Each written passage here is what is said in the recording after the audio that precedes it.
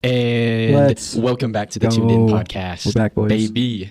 We've Yes, got a sir. great episode for you today, but how have you been doing, Braden? Oh man, I'm just surviving. You know, I don't mean to be the guy that talks about weather every week, but it's kind of tradition. Been a little snowy this week, rainy, a little gloomy. I do like the rain though, so that's fair. But pretty good. How are you? Oh, yeah. Well, I would say there's a storm brewing when it comes to college basketball. We'll talk a little bit about that today. I hope so. But we've got a lot of good things to talk about. We've got another week of Jazz games, big road trip that we've started. Yes, sir. We've got our player of the week, very special. Braden's going to award that. We've got our upcoming games as we travel to the Sixers, Celtics, Grizzlies, and Raptors, and our predictions about those. And then we're going to give you a Tankathon update where the Jazz stand with our draft picks. And because of March Madness, we're going to dive into we're going to start this week with our 4 guys that you can watch in March Madness. Keep your eyes on for the Jazz. Yes, and as you know, it's a magical time, so don't forget to follow us on Spotify, Apple, YouTube, wherever you get your podcast, we're there. You can also find us on Instagram at tunedinjazz. We're going to talk a little today about possible March Madness group we're doing, so you want to stay tuned for those and how you can get in on that. And this is episode 65 of Tuned In Jazz.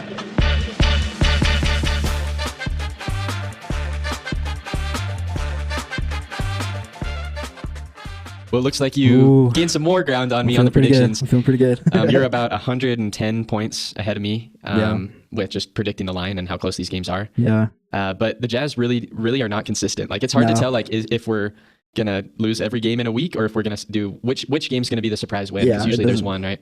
Yeah, there's no rhyme or reason. It could randomly be we lose by a lot to the Wizards and we almost beat the Nuggets or something. It's such a crazy what we're all would you say is the biggest surprise last week from the game outcomes? Well, I would say I'm surprised we got killed by that much from the Pistons. I was not expecting that big of a margin. The other ones don't really surprise me. It's kind of how I would hope it would have gone. Pistons are just rolling right now, so I'm not really mad about it. But yeah, honestly, we lost all 4 of the games, but losing a game to the Pelicans, Wizards, and Raptors are wins in my book. Absolutely. Right now, those are wins. If you're a Jazz fan, I know it's a hard season. We're at the bottom of the league, but you should consider these games a win because those teams are breathing right down our neck for those picks. So I would consider this a win. I don't know about you. Absolutely. Great week for the Jazz. Yeah, maybe we just start at the top. Pelicans, Jazz lose by 7. That game was pretty close, though. I was seeing the score was getting pretty tight there at the end, but Jazz lose by 7, 121, 128. What stands out to you, if anything, from that loss? I'm just surprised. It seems like every game we've got a new starting lineup. Yep. Especially it's getting towards the end of the season. The Jazz are kind of just trying stuff now. Some guys are getting hurt, but also that we're just wanting to see what we've got with every player. Yeah. So I think you're going to see a lot of guys get boosted to the starting lineup. So this game, it was kind of cool to see Bryce Senspaugh was in the starting lineup, and I think a couple games this week he was. Yeah, it's pretty high. He played 30 minutes. He played pretty well, I would say as well. So 21 points from him. And then I was also surprised to see Kyle Filipowski and Johnny Juzang play a lot more minutes this week too. Absolutely. But I guess the biggest surprise is probably Oscar Tshiebwe. I don't know if you saw that. Yeah, it's pretty wild. I mean, 16-13 this game, 16 points, 13 rebounds. Kind of makes me wonder, seeing that, should he be playing more for the Jazz? It makes me wonder. I mean, I know he's really undersized for an NBA center, but he's clearly got some skills. I'm going to put it out there. I think he's better than Kenny Lofton, and Kenny Lofton played a lot last year. So really, I don't hate it. So I don't know, he's pretty good. Keontae had 28 and 6. Thought that was pretty good performance, Pelicans. But other than that, not much to brag about. Yeah, I've also been seeing Isaiah Collier's been playing a lot still. He's still been doing well. Yeah. If I look at his last 5 games, he had a really good game against the Wizards, but he's pretty consistent, almost double-double guy. So it's been good to see that from him pretty consistently.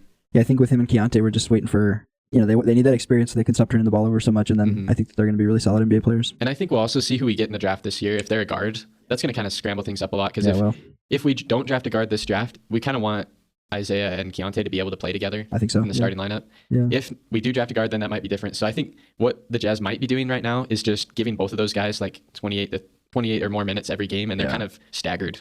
Where if there's 48 minutes in the game, they're both going to be on the floor all the time, one of the two. Absolutely. And it's kind of good to see they're both playing pretty well separate, but I don't know how well we can see them play together. Yeah. I think the Jazz have kind of a dilemma here, because it's I do think we've seen some big strides from Colin Sexton too. So then the question becomes, can Colin Sexton come off the bench if we figured out how to play those two guys together? Yeah, or one of the 3 needs to get traded. Yeah, or who do we keep? I think Colin Sexton could be a good piece for us moving forward, but it's also, I don't know, it gets a little murky when you start thinking about the future of our guard rotation. So yeah, how old is Colin Sexton? Because he can't be that old, right? I think he's year 6 in the NBA, year 7 or something like that. Yeah, he's only 26. Okay. So he's still got a lot of years left. Yeah, he's so I'm totally with that. He could definitely be, and I think you could argue he's been the best out of the 3. Absolutely. Or at least most consistent. So it's all pretty close race. So it's kind of interesting to see how the Jazz play him. Yeah, it's kind of tough. But then we went on from that Pelicans loss, good loss for us. Pistons dominated us. We're playing a lot of former Jazz players this week. Kelly Olynyk was on the Pelicans now, which is kind of weird. Yeah, it's wild. We played Fontecchio and Malik Beasley. Yeah. They both did decent. Playing a lot of former Jazz, but tough game for the Jazz again. Yeah. one bright spot that I see, Kyle Filipowski, 25 and 8. I think something I'm just really loving. We just talked about Isaiah Collier. Last year, I didn't feel like we saw these type of games from Hendricks and Sensabaugh very often. Like, we didn't have random games where they showed us their potential.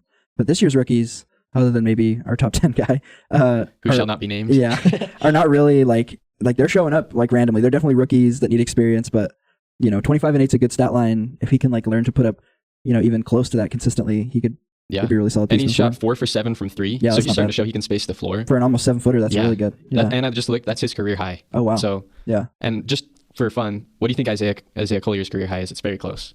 Ooh, close to 25. I'm going to say it's higher or lower. How about that? I'll say higher. Maybe he's got 28. 23. Oh, so lower. Kyle actually has a higher career high. Dang, okay. And then maybe just for fun as well, what about Bryce Sensabaugh? What's his career high?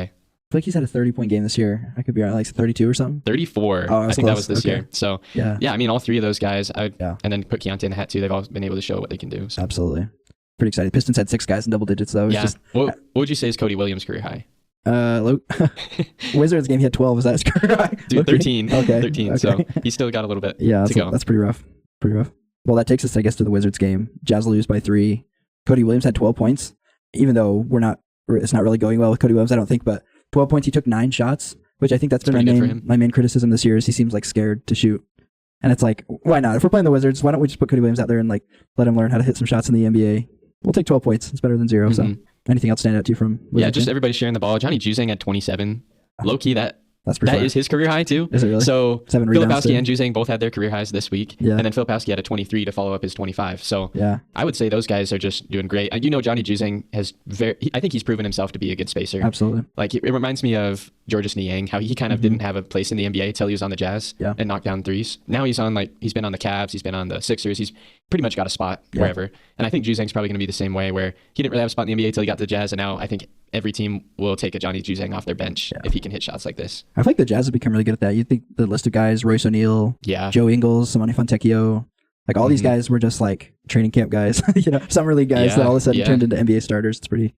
So it seems crazy. Like there's a guy every couple of years that he comes to the Jazz as nothing, he leaves as a rotational player. Yeah, it's pretty awesome. So I guess Juzang's that guy now. Yeah, we'll take that.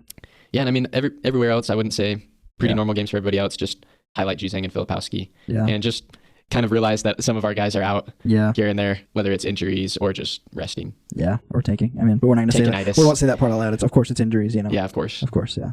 Last game of the week against the Raptors. Yeah. This was a historic game for Walker Kessler. Yes, it was. Wow. Yeah. Unreal. 18 points, 25 rebounds, 8 blocks. So that's a career high in rebounds and blocks for Walker Kessler. Crazy. Other than that, really nobody stands out, but wow, that's pretty crazy. Yeah, if you watch this game, you're pretty much just in awe of Walker Kessler, and then that's about it. Everything else was just kind of normal. Yeah, I was listening to David Locke last week, and he was talking about how Walker Kessler's become really good at exploiting matchups. And he talks about how whenever you see Kessler playing the Jokic's or the Wembys of the NBA, he really struggles. But against most other centers, he knows how to exploit differences. And so this was definitely that game. I don't think the Raptors have a solid center. Podol didn't play this game. I don't even know if he would normally be their guy. They had AJ Lawson or Orlando Robinson. So he took advantage. That's what you got to do. Oh yeah, pretty awesome. Yeah, I don't think now that Olynyk's gone, I don't even think I saw Ojai Abaji play. Yeah, I didn't even see him on the stat sheet at all. I wonder if he's. Yeah. I wonder what the deal there is. So I wonder what's up with him. But yeah, honestly, this game, I think the only real takeaway is just Walker Kessler's a beast. And there's nothing really else we have to talk about. That's really it. Yeah, well, that pretty easily takes us to our player of the week. I want to give a shout out to Oscar Tshiebwe. Good for him for taking advantage. Also, Kyle Filipowski, 2 20-plus point games. Yep. Both those guys honorable mentions this week, but historical game from Walker Kessler. I think it's a slam dunk. Back-to-back weeks. I think he deserves it. Good for him for bouncing back from that rough season he had last year. I know we already talked about this last week, but just really impressed. I hope that he's still a piece moving forward for the Jazz and not just something we're going to shop soon. So, amen. And I think that's impressive for him to win it with just 2 out of the 5 games played. Yeah, absolutely. Just because he was so great in that last game, and he definitely deserves it. So that puts him up to the most on the team for player of the week. So I think he's got 5 now. Yeah, that's hype. So shout out to Walker. Yep. And then our Tankathon update. That was, of course, a great week for us for Tankathon. Great week. But we are still behind Washington and Charlotte for the number 1 and 2 spots. Yeah. But we still have the same odds as them. As long as we're in the bottom 3, got 14% chance at the number 1 pick. But Charlotte's on a 9-game losing streak. Horrible.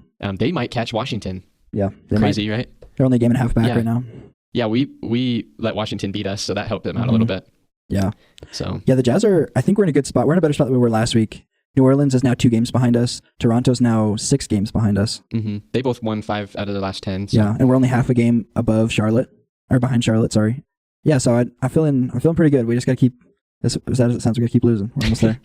And I mean, we have a harder schedule than I think they do. So I think so. Yeah. That'll help us lose some games. Should be good. All right. So we have 4 games this week. Let's go. I think we're finishing off our long road trip we're on.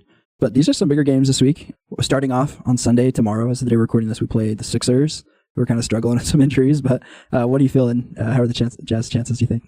Seeing as we have been, the starting lineup's been changing every week, I think we're trying to lose games. Yeah. I think we could lose this one, lose by 4, I'm going to say. Okay. So I think it's still going to be a close game. Sixers haven't been that good this year either. I can see it, yeah.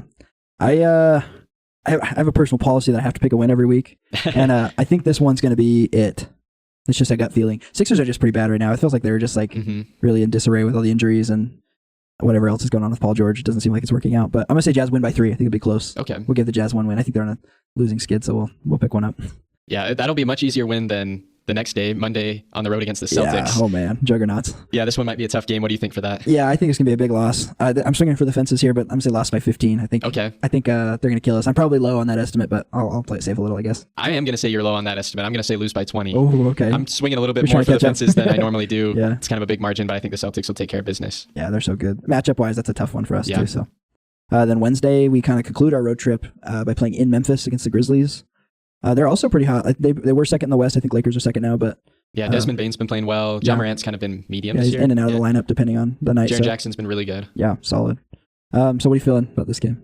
Yeah, I think the Grizzlies are just on a hot streak. I think they're going to take care of us. They'll win by 13. Ooh, okay. That's what I'll say. Not as big of a margin as the Celtics. Yeah. But I think they're still going to take care of it. Yeah, I'm right there with you. I said Jazz lose by 11. Okay. I think could be a solid game. I think it'll be similar to the games we've had this week where it's like maybe we keep it close at halftime or till the third quarter or something, and then they pull away because that's what they do. Mm-hmm. So I like we'll see how Walker Kessler does in his matchup if he plays with Jaren Jackson. I think it's going to be a tough one. Edey. And Zach Edey. I keep forgetting about Zach Edey. Yeah.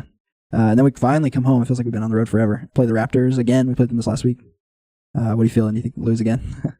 I think since we're going to be at home, we got more of an advantage that way. Okay. And we got a day's break before. I think we can beat the Raptors. Jazz win by 4. So I'll say. So still a close game, but I think kind of similar to what you said. I think we can get 1 win this week. That'll probably be the one I'll predict. Yeah, I don't hate that. The Raptors are definitely the most beatable team this week. I say Jazz lose. I just think there's extra motivation to lose against teams that are top 5. That's fair. They might not play everybody in the starting lineup. This might be a Oscar Tshiebwe, Micah Potter breakout game or something. Yeah.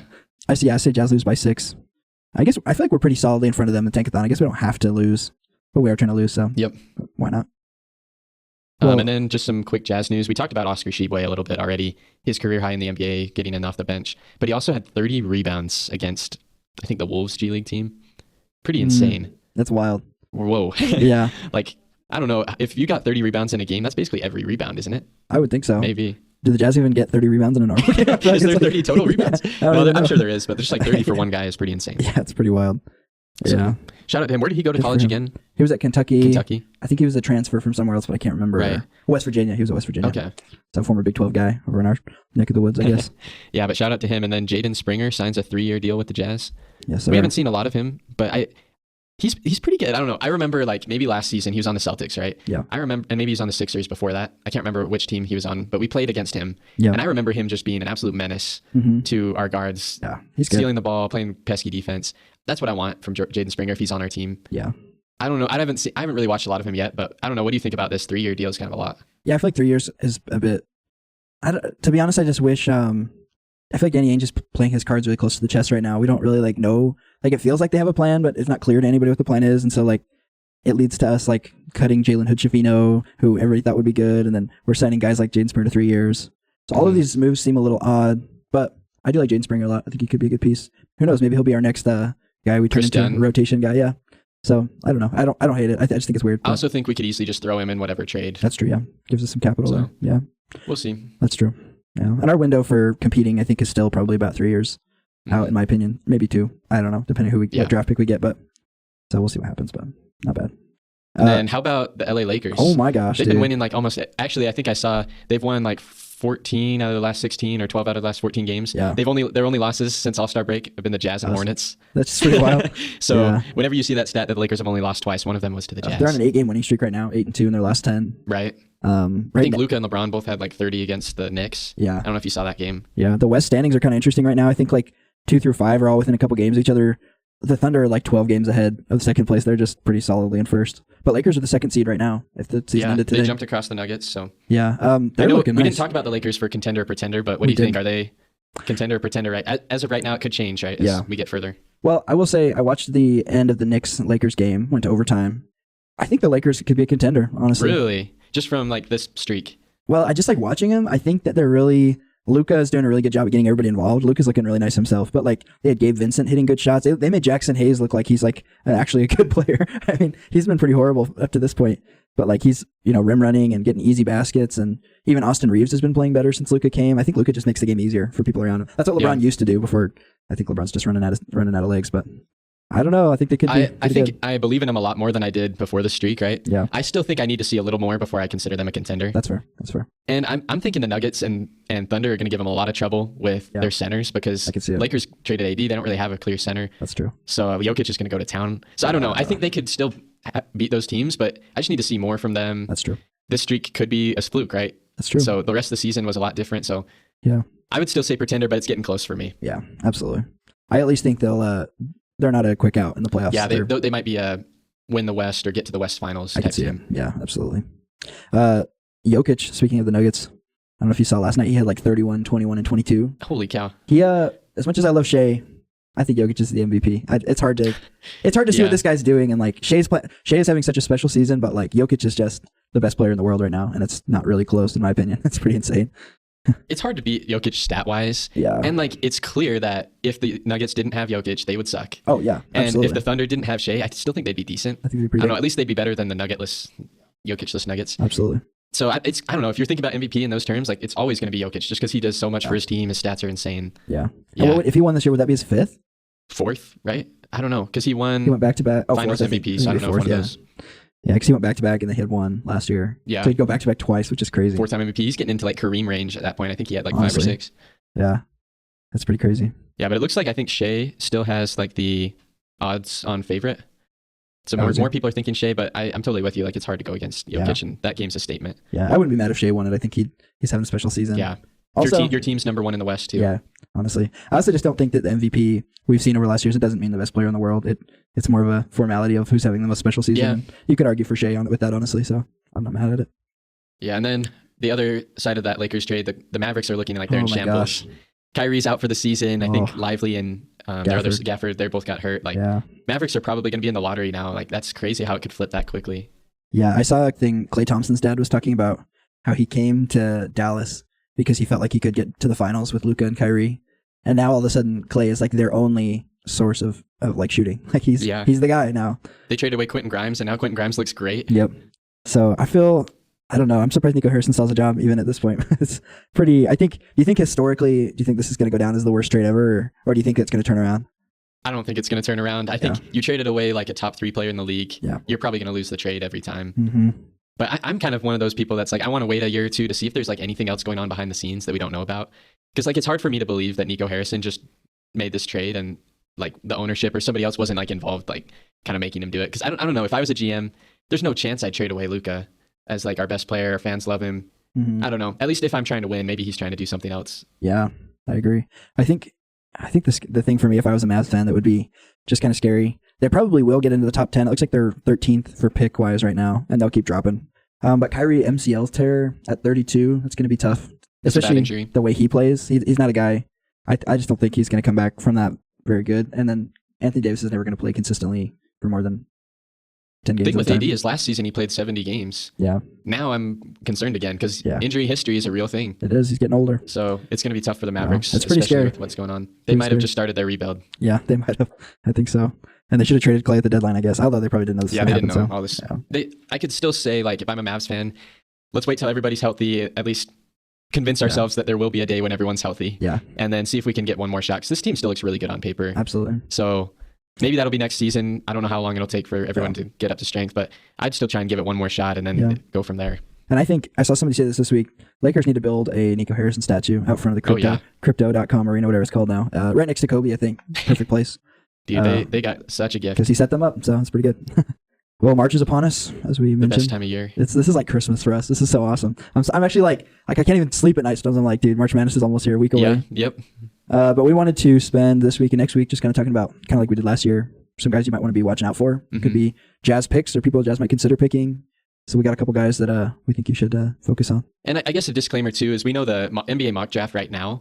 If you go Google it, it's going to change a lot from now till June. There's still so much time. Yeah. So we're just trying to like pick out guys that we think are going to be in the range of where the Jazz picks are. Yeah. But that being said, it's going to move around a lot. Some of these guys are going to do super well in March Madness. Some are foreign guys that don't even play it. Yeah. Some are maybe going to tank a little bit of their stock. But the goal here is we'll give you a couple names, write them down, think about them, and then when you're watching March Madness, you can kind of be a little kind of in a way an NBA scout for the Jazz, kind of see some guys that you think the Jazz could gamble on. Absolutely. And for this week and next week, we'll just focus on guys who are going to be in March Madness, but getting closer to the draft, we'll have plenty of time. We're going to talk about all the international guys and all the guys who aren't going to make the tournament. So, and I think it's cool. A lot of the international guys are playing college basketball. Yeah, it's pretty tight. Like Yegor Demin, right, from Russia. Vesparis, Jask, I don't know how to say the dude name. on Illinois is from Lithuania. Yeah, that's pretty hard. I think there's a guy on Iowa State from Europe too. Oh yeah, that's right. I can't remember. So I don't know his name, but there's a lot of foreign guys playing in college basketball, and it's kind of just becoming the place for all the draft talent. Yeah, which is kind of interesting when you think about like NBA guys like the Lucas and the Wembys. They didn't need college, so it makes me wonder why all of a sudden there's a switch to coming and playing college. Yeah, but I think it might have to do something with NIL. Yeah, because that's true. They probably want to get paid. Make more money. That's true. Yeah. Well, maybe you start with one of your guys, and then I'll. Yeah. So I guess I got two. The first guy we'll talk about is from Alabama. His name is LeBaron Philon. Let's go. What's a sick name? LP. His name looks like Philon, but think Pylon. Yeah. Philon, right? That's how you say his name. And he's on Alabama. Alabama's probably going to be, I think, a 2 seed in the bracket. Is kind of what they're projecting right now. Yeah. So he'll definitely be in the tournament. They'll probably go pretty deep. Yeah. This guy, he's a freshman point guard, 6'4", 180 pounds. He's actually also from Alabama. So of course he'd go there. But here's a little bio I'll read. It says, high-level point guard prospect who is fundamentally sound, makes good decisions with the ball and has solid one-on-one ability, has a feel for getting into the lane as a crafty finisher, has good passing and court vision, although is not a pure point guard, still is developing his feel for running the offense. Isn't the biggest player, but still has a strong frame and solid athleticism, allowing him to hold his own, guarding ones and twos. His length is rangy, wiry athlete, not seems overly explosive verticality, but plenty of athletic juice for the NBA game. So that's LeBaron Philon. And then I'll also say he's only averaging 10 points a game at Alabama, but he's shooting pretty efficiently from 30%, 3.5 assists, 3 rebounds. And I think what a lot of people like about this guy is the way that he scores is pretty effortless. Yeah. Like he can take guys off the dribble pretty well. He's pretty shifty, getting to the rim, and he's definitely like a point guard type. He's still kind of getting better at dishing the ball out, but he's scoring wise, I think he's got that down. Yeah. And then it doesn't have a comparison listed for him. I would say, this was kind of hard. He kind of looked like a Paul George to me. Not as tall as Paul George, but like he's got a really good handle. Yeah. He takes tough shots and makes tough shots. That's kind of what I was thinking when I was watching him. Yeah. But that's LeBaron Philon. He'll be in March Madness a lot. So I think, I guess in terms of fit for the Jazz, he'd have to be our point guard. So maybe he'd play alongside Keontae.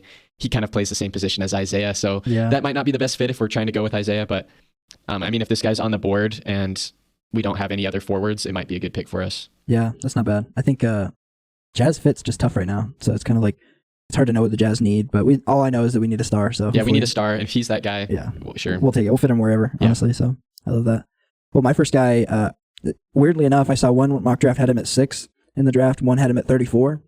So I'm not sure where he will actually be drafted, but here we're talking about Boogie Fland, Arkansas. What a name, by the way. I know, that's a sick name, Boogie dude. Fland. I wonder what his actual first name. Well, maybe it is Boogie. I don't know, but I love it. Boogie Fland. He's 18 years old, a freshman at Arkansas. Really, something that impressed me. He's 6'2", 175, but he's really quick. Kind of reminds me a little bit of like a De'Aaron Fox type. Okay. Maybe more of a ceiling there, but I think he's a pretty good shooter. His assist to turnover ratio is pretty good. He takes care of the ball. As far as his age goes, I think that's another plus in his pro, I guess, is the Jazz are looking more long term. We're not really looking for guys to plug and play right away. We have time to develop a little bit. He doesn't foul very often. He shoots pretty good from the 3. I think he's 37%, which is pretty good for college. That's very good for college, yeah. Yeah, takes about 5 threes a game. Let me see. He also gets a steal and a half a game, which I think is really solid. Do you think he'd be like a guy that'd run the offense? I think he could, yeah. I think one thing that would make it tough, he takes some tough shots. And right now he makes them because he's playing against, because he's one of the better college players. But in the NBA, it makes me wonder if he would make those shots or if he would even be allowed to take those shots. So I think there's some big question marks there on his like efficiency with his shots. But I really love how long and athletic he is. He can get to the rim. Just overall, there's a lot of upside there. I think that there's a lot you could do with him if he got the right training. Oh, yeah. And I think if we got him his name, he'd be a fan favorite just from his name alone. I'm buying a Boogie Fland jersey, dude. And I want it to say Boogie Fland. I don't want it to say Fland. So, but yeah, fit wise, it's same story. Who knows? That might just make the point guard rotation a little crazier. But I don't know. It could. If he's good enough, we'll take him. So yeah. And it looks like Arkansas is pretty solidly in the bracket as like an 11 seed. Yeah, SEC's got quite a few teams this year. So as long as they don't lose their next couple games, they should be in. Yeah. And so we'll be able to see him in the first round, maybe upset a team, because I think they definitely have the power to do that. Absolutely. And then my next guy is Jeremiah Fears from Oklahoma. This guy is very good. Another SEC boy. SEC guy. There's a lot of those this year, it seems like. But I'll read his bio. It says, Fears has flown up draft boards this year and is on pace to be a mid-first round pick in 2025. So maybe with our Timberwolves pick, we could get this guy. That's not bad. He's a 6'4" point guard from Chandler, Arizona. He's fast, slipper, and slick ball handling guard who can really penetrate the lane and excels at drawing contact and finishing tough shots. He's got a really nice feel for the game and plays with great change of pace. He's not the most bursty or athletic guard in the world, but his change of pace and knack for getting the paint are special. Has work to do with his outside shot. He's a capable three-point shooter, but is not yet consistent from downtown. He's got solid size for a lead guard, although his listed height of 6'4" is probably generous. Interesting. And I don't think he's declared for this draft too, so it's possible he could go to next year. He's only a freshman, probably 18 or 19-year-old. Yeah. But he's pretty good. I watched his highlights, and it seems like he does have a really good feel for playmaking in the NBA. He knows how to find the open man and run the offense pretty well. Most of Oklahoma's offense goes through him. Yeah. And then he finishes through contact. He gets to the paint a lot because he doesn't have the best outside shot. He's gotten pretty good at getting to the paint. Yeah. And so I would say his fit with the Jazz could still be pretty good. Yeah. I think the Jazz do lack, now that Isaiah Collier is probably our only real playmaking guy. And so I think Jeremiah Fears would be a great bench point guard for us because I think we're still lacking that. Yeah. Right now we have Keontae off the bench, but he's more of a scoring guard. And so I think that's where his fit would be, probably a bench point guard. He'd be able to come in with energy, run the offense well, and kind of help guys find guys in the right spots. And then again, he's also a pretty good scorer himself too. And I think if we found that guy, we could that would almost like give us permission to move on from Colin Sexton. Not that I want to, but I think that's kind of the role Colin Sexton plays a little. He's just an energy guy, comes out on the floor. I guess he's not a great playmaker, but he does just make things happen on the floor. Yeah. And so if we wanted to, find a better rotation there, we could easily replace him there. Yeah, and I also think he does average 1.5 steals a game, which is pretty good. So he's not a terrible defender. That's not bad. He's got the frame to at least guard like ones and twos. And then his free throw percentage is pretty good. So I think that's usually a good sign. Like if they can hit free throws, he does 85%. That usually means they can develop a 3-point shot. But not always. But so I think he could definitely get a pretty consistent three. But yeah, he'd probably be off the bench for the Jazz. And then Oklahoma's kind of on the bubble of the bracket right now. Yeah. So let's hope, just so we can see this guy play, that they make it in. As of right now, they are one of the last 4 in. Yeah. So let's hope they get in there. Well, my guy, the last guy we'll talk about in this episode, Texas Tech, JT Toppin, 6'9" power forward. Let's go. I think they're pretty solidly 3 seed in the tournament right now. Texas Tech's been pretty good this year. A good program. JT Toppin, though, second year in college. I think he's the only sophomore we've talked about. Yeah. Those guys are freshmen, but he played at New Mexico State last year, which is a good, mid-major program. And then transferred to Texas Tech, and he's been their leading scorer this year, I believe. He's got 18 points a game, 9 rebounds a game. He shoots 56% from the floor. Not super, it doesn't stretch the floor a lot. He does take about a 3 a game, so he's probably pretty okay from 3. Something that impressed me watching some of his tape, I think he's a pretty good on-ball defender. He can protect the rim decently. He averages a little over a block a game, gets a steal a game. So I think he's pretty versatile. And in my opinion, I think as far as guys we've talked about, I think he might be the best fit with the Jazz. He's 6'9", 225, really long arms. Probably the most traditional power forward in the draft. I think he could plug in with the Jazz pretty decently, especially if we could get Lowry to play the 3 if we wanted to, or he could just back up Lowry. So I think he could be. Do you think he could play the 3? Yeah, maybe 6'9". He puts the ball on the floor pretty good, so he probably could. He'd probably have to learn to take some more threes. I think that would be the tough. Yeah. Our spacing would be a little off if we had him at the 3, but it's possible. Yeah, I think so. Yeah, and I think he's Obi Toppin's brother. Yeah, younger brother. Yeah. Right, so he's got that NBA blood in him. That's true. And then, like their Texas Tech's like a 3 seed. They'll definitely be in there. So you could definitely watch JT Toppin play. Yeah, and he's had a couple really good games this year. 41 against Arizona State, 30 last night against Colorado. I guess those are not great Big 12 teams right now, but he has the skills to pop off here and there. So we'll take it. Sure. We will take it. So I guess that a little recap. Look out for Boogie Fland on Illinois, right? It's Arkansas. That's right. Yeah. Boogie Fland from Arkansas. He'll be in there. JT Toppin from Texas Tech. Jeremiah Fears from Oklahoma, and LeBaron Philon from Alabama. Yes, sir. Those will be some guys that the Jazz could definitely take a look at. Yeah, absolutely. Some exciting players. We'll see which one is the hero of March. Yeah. Or it might be Richie Saunders. I think it might be Richie Saunders. I'm excited. I think he's going to be good. That takes us to local sports, of course. Maybe since we're talking about college basketball, we'll start with the Cougs. Tonight we play the Utes here in Provo. This is our first home closer, right? Last home game. I think this is my first time being a student here that we played Utah here in Provo. It's pretty hype, dude. I know. Our student ticket claim opens in a little over an hour, and I think we're gonna have to be locked in for 5 minutes. Yeah, I think 5 minutes it's gonna probably sell out, so it'll be crazy. Yeah, and I'll agree. I guess Utah wasn't in the Big 12 till this year. Yeah, we didn't really play them that much, at least in Provo for a while. Yeah, they just got a new coach. I don't know if you saw that, Alex Jensen, former Jazz assistant. Yeah, I think he went to the Mavericks. I think he's on the Mavericks, yeah. He got out just at the Another right time. L for the Mavericks, yeah. But yeah, the state of Utah being run by former NBA assistants is pretty awesome. Mm-hmm. Utah's overachieving this year. I think I'm kind of surprised they fired Craig Smith when they did, because I think that they're doing a little better than they were. Yeah, he was in no way a bad coach. He was actually doing pretty good. So there must be more to the story. But Cougs on a 7-game win streak. Could be 8 tonight. I think if we beat Utah, we'll lock in a double bye for the Big 12 tournament, which is huge. Right. I think if we lose, we'll be tied with Iowa State, which I think we might still have the tiebreaker. I'm not sure how that tiebreaker works, but I would think we would. It'd be a lot better just get a win. Yeah, let's just get the dub. So, and then Utah Hockey Club split their games this week, 28, 25, and 10. I'm not sure what the ceiling wild of this card's team looking is. like, but I saw they made a trade last night. We re-signed Veggie for 5 years. I don't know if you saw that. No. So that's hype. We love Veggie over here. I guess I'll look at the standings again. Yeah. Still 3 points out of the 3 wild points card. out. Yeah. It's actually a pretty close race. There's 2 teams that are 1 point out. Yeah.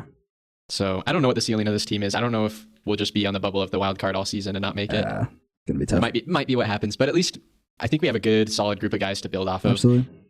We just I don't know what it is. We just need some more firepower. Yeah, and honestly, we're so privileged. First year in Utah, and we're talking about the playoffs. Even if we're 3 points out, it's pretty. Yeah, that's true. That's pretty awesome. So yeah, we're above average, I'd say. Absolutely, lots to be excited about.